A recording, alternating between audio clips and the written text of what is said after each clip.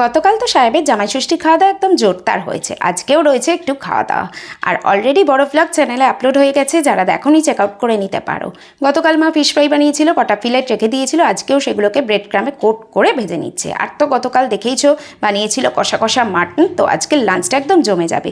ভাতের সাথে ছিল মার হাতে তৈরি কষা মাটন, ফিশ ফ্রাই, সাথে একটু কাসুন দিয়ে স্যালাড নিয়ে নিয়েছিলাম, আর কিছু ফ্রুটস ছিল। আর মার হাতের রান্নার ব্যাপারে নতুন করে আমার কমপ্লিমেন্ট দেওয়ার কিচ্ছু নেই, একটা কমপ্লিমেন্টই দেবো, 100-এ 100, ইটস টু গুড। তারপর সবাই মিলে একই ঘরে বসে জমিয়ে লাঞ্চ করলাম।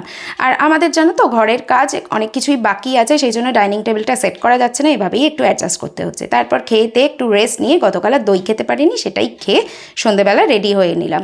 বাবা মাকে টাটা করে বেরিয়ে পড়লাম, চলে এলাম ঢাকুরিয়া স্টেশনে। সেখান থেকে ট্রেনে করে এসে আগে একটু সবজি বাজার করে নিয়ে বাড়ি চলে এসে আজকের ব্লগটা এন্ড করলাম।